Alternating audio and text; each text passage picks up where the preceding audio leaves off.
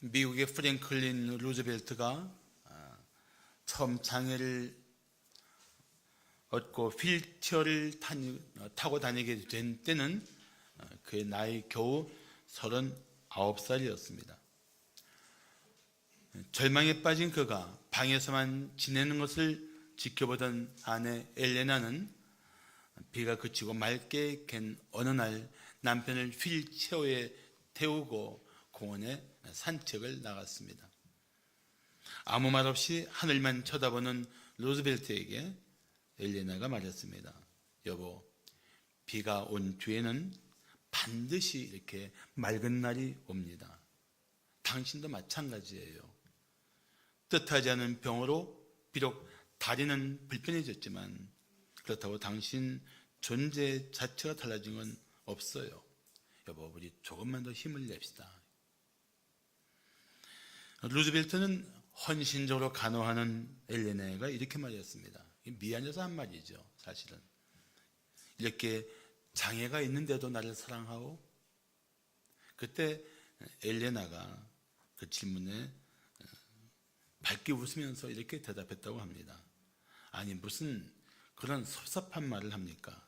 내가 지금까지 당신의 두 다리만을 사랑한 것 같아요? 이 재치 있는 대답에 루즈벨트는 휠체어에 앉아서 빙긋이 웃게 되었습니다. 그렇지만 결국 엘레나의 헌신적인 사랑과 또 따뜻한 격려의 말 한마디가 루즈벨트를 다시 일으켜주게 되었습니다. 큰 용기를 얻었습니다. 그래서 루즈벨트는 마침내 모든 역경을 극복하고 미국의 대통령이 되었습니다. 그리고 그는 임기 중에 경제 공황을 뉴딜 정책으로 해결했고 또한 제2차 세계대전을 승리로 이끈 지도력을 발휘했습니다. 그가 회고하는 글 중에 보면 그는 자기 아내를 가장 존귀한 인물로 여겼던 것을 알 수 있습니다. 결혼은 한 남자와 한 여자가 생명을 걸고 헌신하기로 언약한 것입니다. 굳이 언약이라는 말을 쓴 이유는 생명을 건 언약인데 하나님 앞에서의 약속이기 때문에 그렇습니다. 굳이 언약이라는 말을 쓰는 이유는 생명을 걸고 사랑하고 배우자에게 헌신하겠다는 하나님 앞에서의 신성한 약속이라는 것입니다. 그런 관계 속에서 우리는 부부가 된 거예요. 그런 관계 속에서 하나님은 한 아내를 맞이하게 하시고 한 남편을 맞이하게 하시고 우리는 부부가 된 것입니다. 그런데 이 언약은 하나님 앞에서 이루어진 언약이기 때문에 사실 이 언약 관계 속에 있는 이 결혼 생활을 하는 부부의 삶의 중심은 부부가 아니라 하나님이십니다. 부부가 되게 하신 것도 하나님이시고 부부로 살게 하시는 것도 하나님이시고 이 부부관계를 통해서 영광 받으실 분도 하나님이십니다. 그래서 부부관계의 중심은 철저히 하나님이에요. 하나님이 되어야 합니다. 이 세상은 이 진리를 알지 못합니다. 그러니까 결혼식이 무슨 이벤트가 되어버렸어요. 그렇지만 이 진리를 아는 성도라면 부부되게 하신 하나님, 한 아름다운 여인을 한 존귀한 생명을 아내로 맞이하게 하시고 한 존귀한 한 남자를 남편으로 맞이하게 하신 이 하나님 안에 살고 있는 부부는 함께 하나님 뜻을 따라 살기를 힘써야 합니다. 마음을 다해서 하나님의 뜻을 따르면 부부로서 살아가는 삶에 때로는 고통이 있고 헤쳐나가야 할 역경이 있을지라도 넉넉히 이겨낼 수가 있습니다. 때로 서로 상처를 주고받는 일이 있을지라도 치유와 회복이 일어날 것입니다.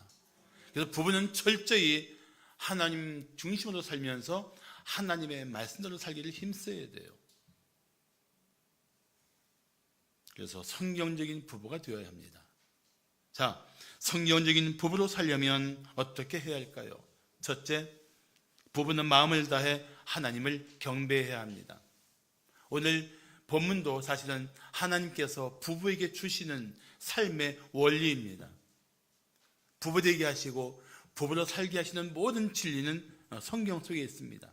마치 제품을 만들고 그 제품의 가치를 최대화시킬 수 있는 설명서가 있는 것처럼 부부 되게 하신 이 부부의 삶의 가장 아름다운 진리는 성경 속에 있습니다.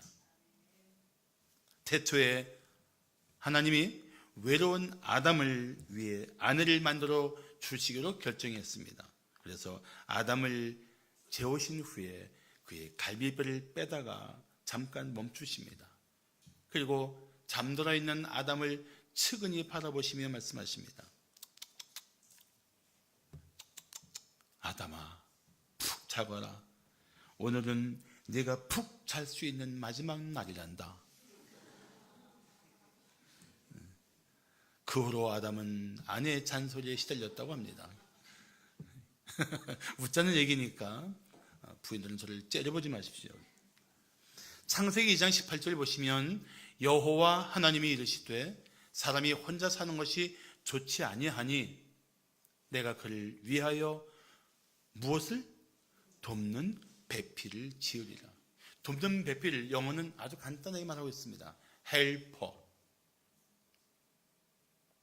사실 하나님께서 엿새 동안 창조하시면서 하나님께서 거듭해서 말씀하시는 말씀 중에 하나가 그 지은 것을 보시고 하나님 보시기에 좋았더라고 하십니다. 하나님 보시기에 좋았더라. 그런데 하나님께서 창조하신 후에 처음으로 좋지 않게 여기신 것이 남자가 혼자 있는 것이었습니다. 그래서 그 남자를 도울 배필을 계획하십니다. 그렇게 만들어진 특별한 존재, 그가 곧 아내 하와입니다. 그렇게 돕는 배필인 하와를 만드신 후에 하나님이 친히 그 하와를 아담에게로 데려오십니다. 자, 창세기 2장 22절을 보시면 여호와 하나님이 아담에게서 취하신 그 갈빗대로 여자를 만드시고 그를 아담에게로 이끌어 오셨다고 말합니다. 남자는 흙으로 만들고 여자는 갈빗대를 만들었어요. 본 차이나. 여자가 더 아름다운 거예요. 하나님이 인도해 오셨어요. 결혼식장에서 남자 먼저 들어와 있는 이유가 무엇입니까? 이 결혼 이후에 이루어지는 모든 일들의 책임은 나에게 있습니다. 그거 인정하는 거예요. 비록 신부 아버지 손에 이끌려 오지만 그 아내를 보면서, 신부를 보면서 남편들은 이렇게 생각해야 됩니다. 하나님이 나를 위해 계획하시고 내게 인도해 주시는 내 아내로구나. 내가 평생 사랑할 내 아내로구나. 그런 마음으로 신부를 맞이하는 것이 결혼식에 임하는 자세인 것입니다. 이런 것들이 훈련되지 않는 채로 요즘은 결혼이 이루어지고 있기 때문에 하나님 앞에서의 이 언약식에 대한 이 개념을 상실한 거예요.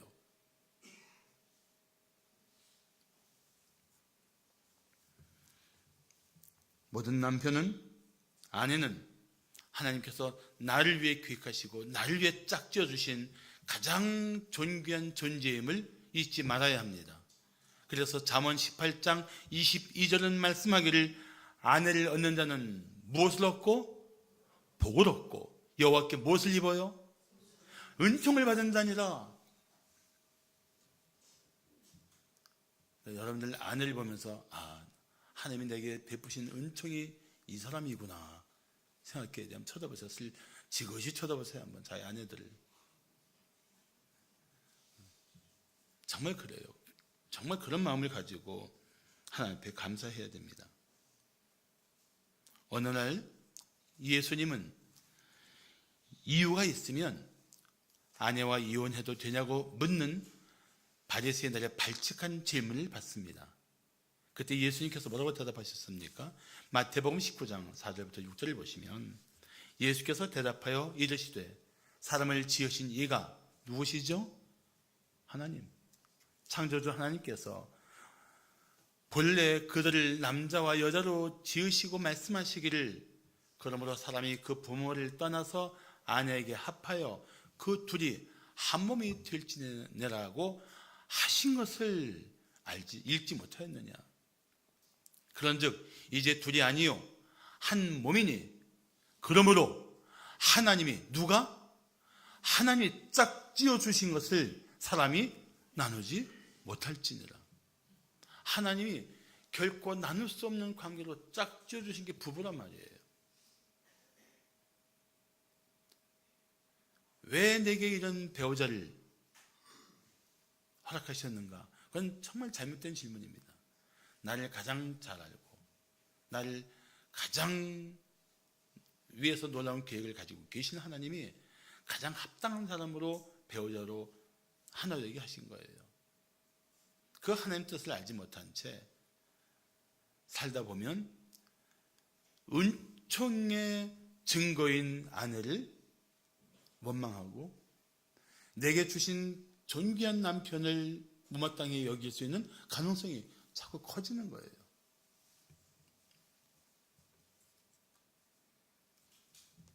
그런데 아까 창세기 2장 18절에서 보셨지만 아내를 만드실 때 돕는 배필로 지으셨다고 말씀하고 있습니다. 이건 굉장히 중요한 뜻을 가지고 있습니다. 아내가 남편의 돕는 배필이라는 뜻은 바꿔 말하면 남편은 아내의 도움이 반드시 필요하다는 거예요.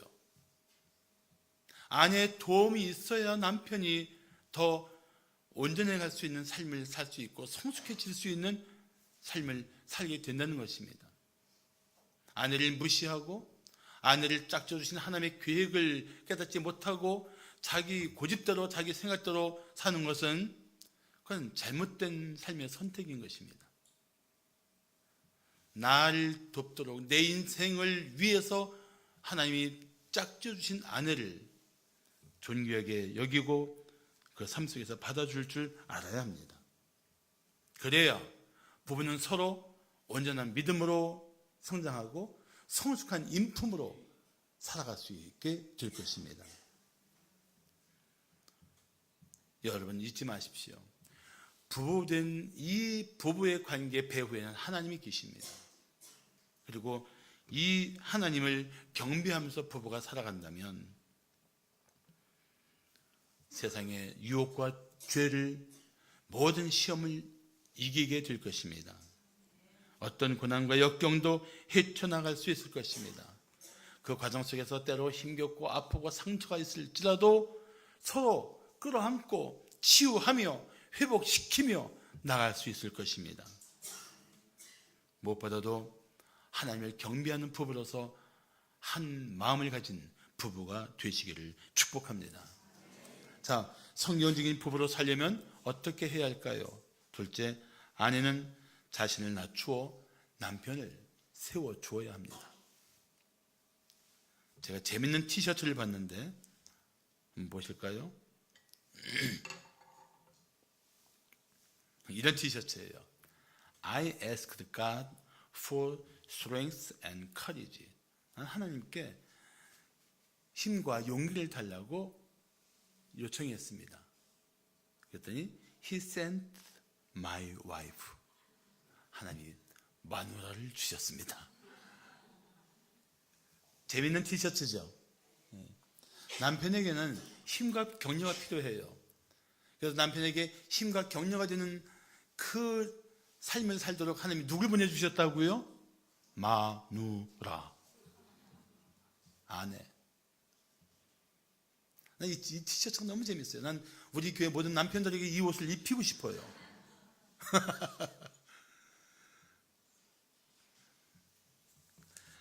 어느 남편의 시라는 재밌는 글이 있습니다. 제가 읽어드릴게요.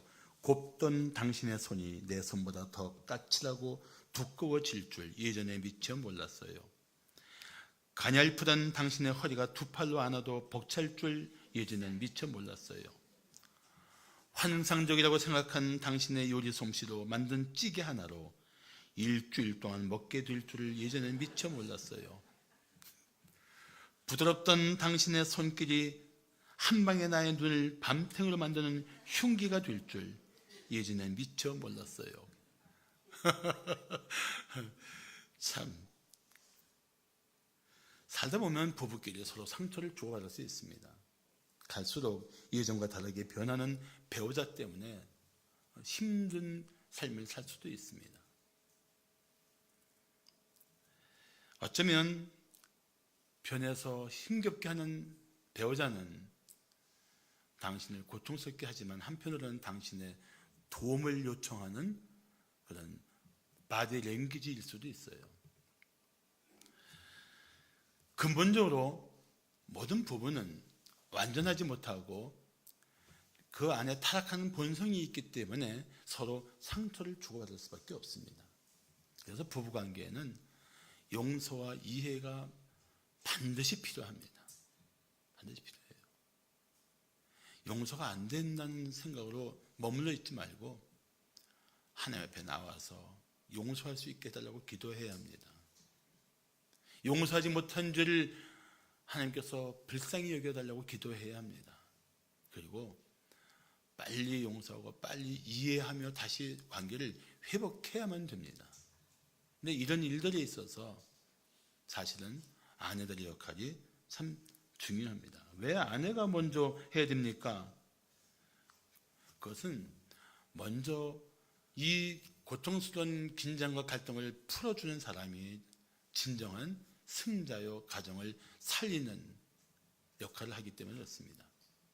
자, 오늘 본문 22절을 보시면 아내들이여 자기 남편에게 복종하기를 죽게 하듯 하라고 말씀하고 있습니다. 이 복종이라는 단어는 우리가 생각하기에 참 뉘앙스가 안 좋은 단어지만 이 복종이라는 단어를 성경의 원어로 보면은 스스로 자신을 낮추어 상대방 밑에 내려서는 것을 말합니다.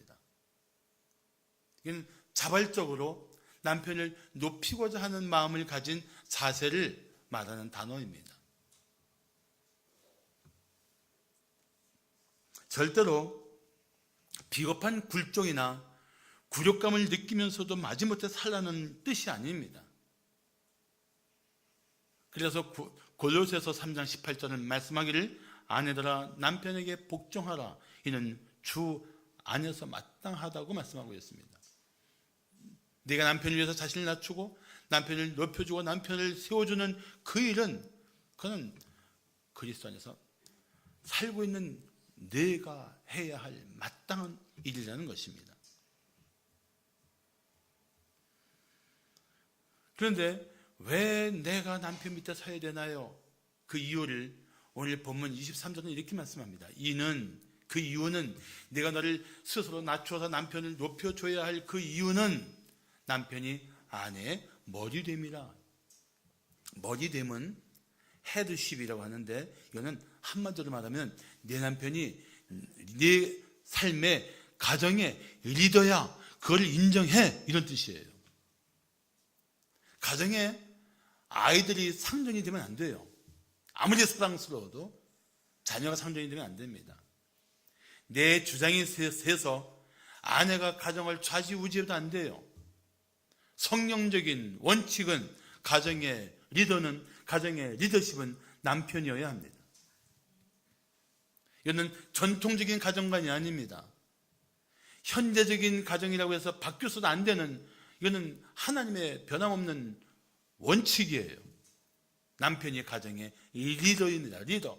영적인 리더, 정신적인 리더, 경제적인 리더, 삶을 이끌어가며 가정을 보호하는 그런 역할을 남편이 가지고 있게 해야 돼요.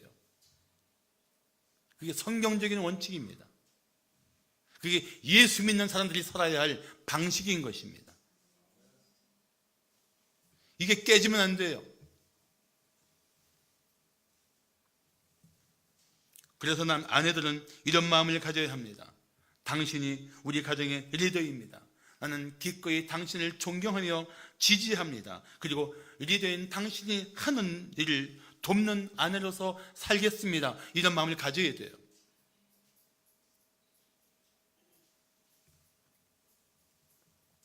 물론 그런 남편이 죄를 지을 때 그 죄를 짓는 일에 동참하거나 잘못된 판단에 타협하라는 것은 아닙니다. 잘못된 삶을 사는 남편일지라도 남편에 대한 권위를 인정하고 그 남편 아래에서 겸손히 온유한 태도를 갖는 것은 지켜야 한다는 것입니다. 그리고 남편을 자기 마음대로 조종하거나 지배하려고 하지 말아야 합니다. 남편들은 아내의 비판보다는 칭찬을 기대합니다. 남편들은 아내의 꾸중보다는 격려를 필요로 합니다. 잔소리는 역효과가 많아요. 제가 아는 목사님은 이렇게 기도한답니다. 하나님 아버지, 아내의 잔소리가 노래로 들리도록 도와주시옵소서. 그리고 이렇게 저한테 고백했어요. 그런데 잘 안 돼. 자, 베드로전서 3장 1절을 보시면, 아내들아 이와 같이 자기 남편에게 순종하라. 이는 혹 말씀을 순종하지 않는 자라도 말로 말미암지 않고 그 아내의 행실로 말미암아 구원을 받게 하려 함이라고 합니다. 자, 여기에 말로 말미암지 않고라는 말은 이런 말씀입니다. 남편 못 살게 굴지 말라. 남편에게 잔소리를 하지 말라. 그런 뜻이에요. 자, 한번 아내만 따라합시다. 나는 남편을 못 살게 굴지 않고 잔소리하지 않겠습니다. 남편을 존중하며 사랑하겠습니다. 남편들은 아멘 하시오.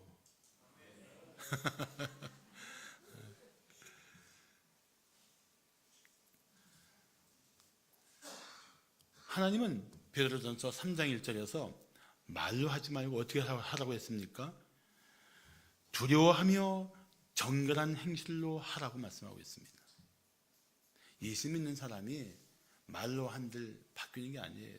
믿지 않는 배우자를 위해서 정말 하나님을 두려워하는 마음과 아내로서의 겸손하고 온유한 행실을 통해서 남편이 변화되기를 기대하고 살아야 돼요.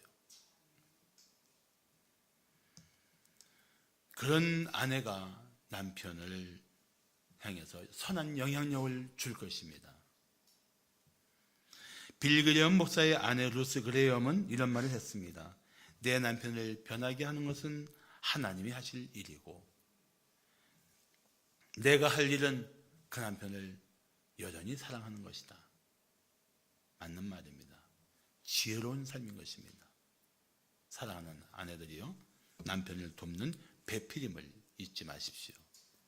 마지막으로 성경적인 부부로 살려면 어떻게 해야 할까요? 셋째, 남편은 생명을 걸고 아내를 사랑해야 합니다.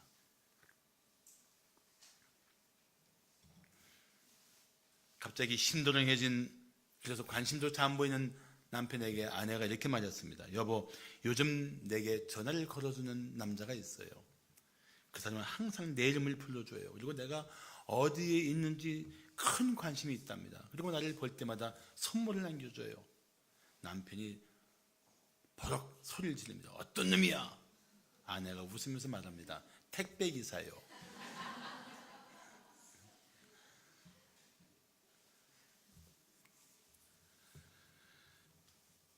무심한 남편들의 마음이 아내들을 좀 힘들게 한다는 것에 대해서 정말 우리는 너무 각성 없이 그냥 살 때가 많습니다. 자, 오늘 25절 말씀을 남편들만 한번 봉독하겠습니다. 남편들만. 시작. 남편들아 아내 사랑하기를 그리스도께서 교회를 사랑하시고 그 교회를 위하여 자신을 주신같이 하라. 아멘. 성경적인 부부로 살기 위해서 남편이 해야 할 매우 중요한 하나님의 명령이 무엇입니까? 생명 걸고 내 아내 사랑하라는 것입니다. 남편들아 아내 사랑하기를 어떻게 해요? 그리스도께서 교회를 사랑하신 것 같이 하라. 어떻게 사랑하셨는데요? 자신을 내어주시면서까지, 생명을 내어주시면서까지 사랑하셨단 말이죠. 그래서 남편들의 사랑은 이 십자가의 사랑을 가슴에 품어야 돼요. 십자가의 사랑, 어떤 사랑입니까? 조건 없는 사랑, 변함없는 사랑, 그리고 희생적인 사랑입니다. 제가 결혼 주례할 때 늘 강조하는 게 있습니다. 나는 옆에 있는 신부 아무개를 아내로 맞이하여 부유하든지 가난하든지 건강하거나 병들었거나 순탄하거나 역경에 있거나 아내를 사랑하고 아내를 보호하는 남편 된 도리를 다할 것을 약속합니다. 그것 반드시 서약하게 해요. 그걸 약속하게 합니다. 살다 보면 늙고 병들고 살다 보면 때로 힘겨운 삶을 살아야 할 때도 있고 그럴 때에도 조건 없이 사랑할 수 있는 사랑, 이게 십자가의 사랑이란 말이죠. 우리는 참 변덕이 심한 인생들입니다. 아침 다르고 저녁 다르고 기분 좋을 때 다르고 기분 나쁠 때 다르고 이 변화무쌍한 이 굴곡이 심한 정신적 상태에서도 변함없이 사랑할 수 있는 사랑이 필요한 거예요. 특히 아내는 그 사랑을 받을 자격이 있어요. 그리고 정말 자기를 희생하며 사랑을 해야 합니다. 생명을 바칠 만한 헌신의 대상이 아내라는 것을 남편은 절대 잊어버리면 안 되는 것입니다. 내가 생명 바쳐 사랑할 수 있는 한 인생을 내가 품고 있다. 그 대상이 누구라고요? 아내란 말이죠. 아내를 사랑하는 마음을 회복해야 돼요. 아내를 사랑하는 삶을 회복해야 돼요.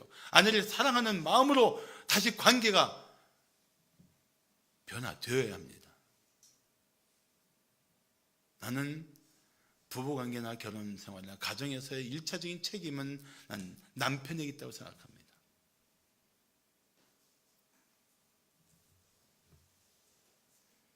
아내들은 남편들의 진실한 사랑만 있으면 어떤 역경도 이겨낼 수 있습니다.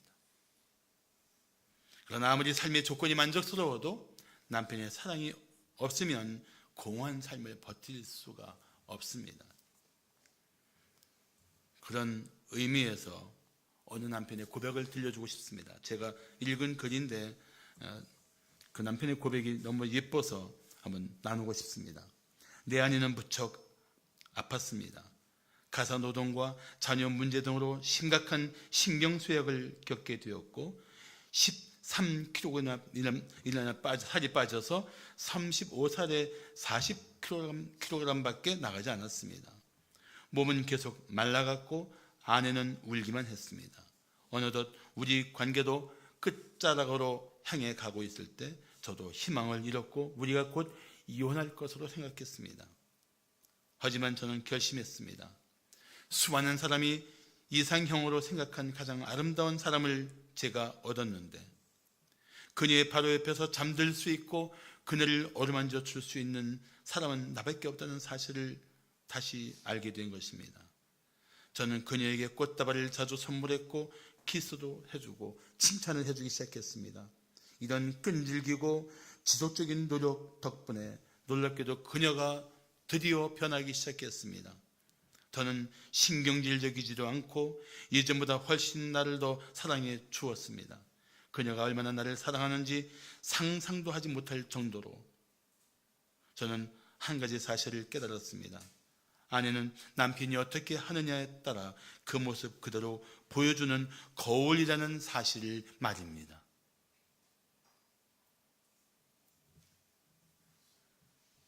그렇습니다. 남편은 하나님 앞에서 뜻을 정해야 합니다. 이제부터 내가 생명을 걸고 내게 짝져 주신 아내를 사랑하겠다. 이게 남편이 결정이 되어야 돼요. 이 결단이 부부로서 더 아름다운 연합을 이루게 할 것입니다. 그래서 오늘 본문 28절을 말씀하기를 이와 같이 남편들도 자기 아내 사랑하기를 자기 자신과 같이 할지니 자기 아내를 사랑하는 자는 자기를 사랑하는 것이다. 이건 매우 합당한 얘기입니다. 생각해 보세요.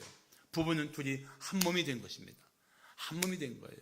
아내를 사랑하는 게 곧 자기를 사랑하는 것이고 자기를 사랑한다면 아내를 사랑해야 돼요. 한 몸이니까 이 사랑은 나눌 수 있는 사랑이 아니란 말이죠.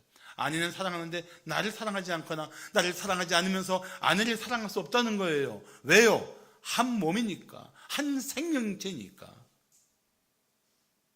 탈무드에 그런 얘기 있지 않습니까? 몸은 하나인데 머리가 둘이에요. 랍비에게 물었습니다. 이 사람이 하나인가요? 둘인가요? 그때 랍비는 이렇게 대답합니다. 하나의 머리를 때려보세요. 아파서 눈물 흘리는데 옆에서 빙글빙글 웃고 있으면 둘이고, 하나 머리를 때려서 아픈데 같이 울면은 둘이 하나입니다. 부부는 하나예요. 아내 사랑하는 것이 자신을 사랑하는 것이고, 자신을 사랑하면서 아내를 사랑하는 이 연합된 관계, 한 몸, 한 생명으로서 사랑하는 부부가 되시기를 축복합니다. 할렐루야. 다시 회복되어야 돼요. 오죽하면 그런 유머가 있습니까? 차 타고 가면서 서로 반대쪽 바라보고 있으면 부부고, 서로 마주보고 가면은 불륜이다. 사랑 회복해야 돼요.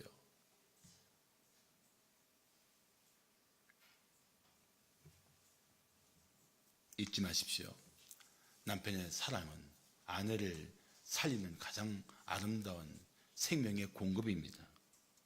그렇지 않으면 자녀들에게도 나쁜 영향을 줄 뿐 아니라 부부관계를 깨뜨리는 사탄의 유혹에 농락당하게 될 것입니다. 남편들은 생명 걸고 아내를 사랑하십시오. 지난 몇 년 전에 제 설교를 듣고 부부가 집에 가서 싸웠어요.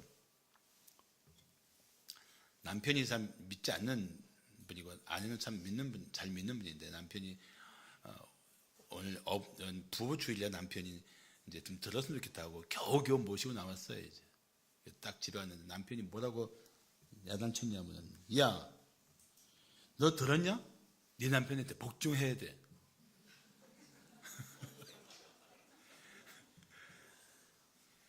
너 꼼짝 말고 나한테 복종해야 돼. 그 아내가 좀 져줬으면 좋겠는데 발끈한 거예요. 당신은 못 들었어? 생명 걸고 사랑하래. 싸움이 된 거예요. 아, 참 세상에.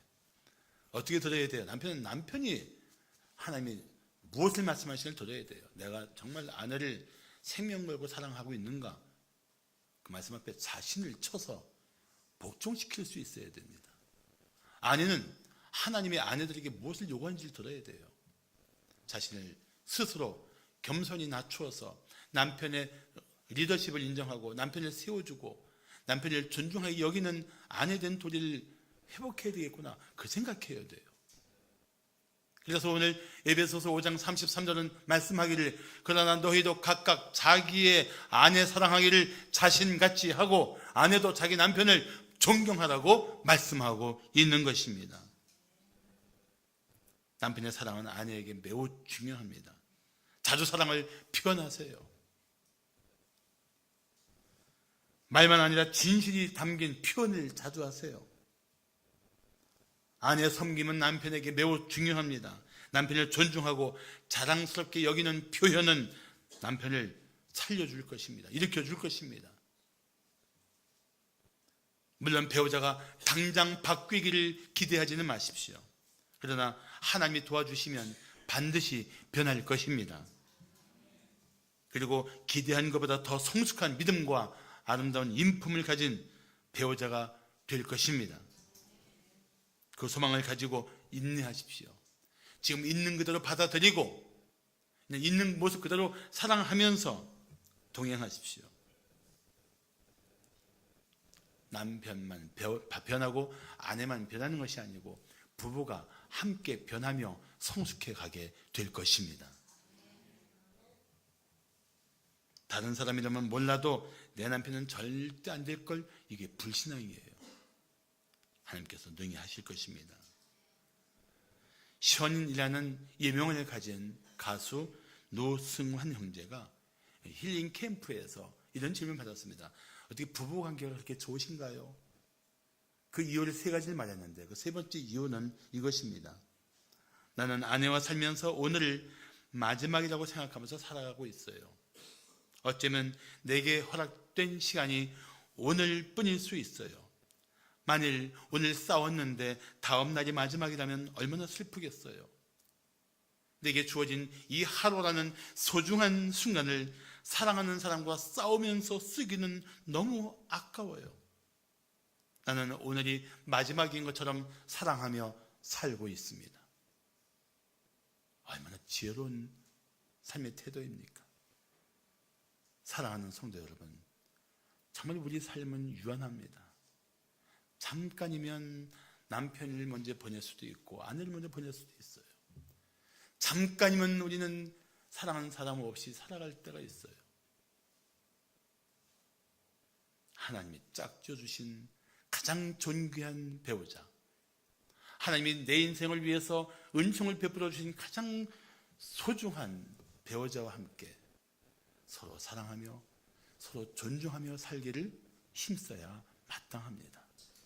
그것은 우리를 향하신 하나님의 뜻이요 명령입니다. 그렇게 서로 십자가의 사랑으로 사랑하고 서로를 위해서 자신을 내어주는 아름다운 삶의 연합과 동거와 동행은 여러분을 복되게 할 것입니다. 자녀에게 아름다운 삶을 물려주게 될 것입니다. 자손들에게도 좋은 삶의 모델이 될 것입니다. 나는 우리 성도들의 가정이 그렇게 되기를 축복합니다. 기도하시겠습니다.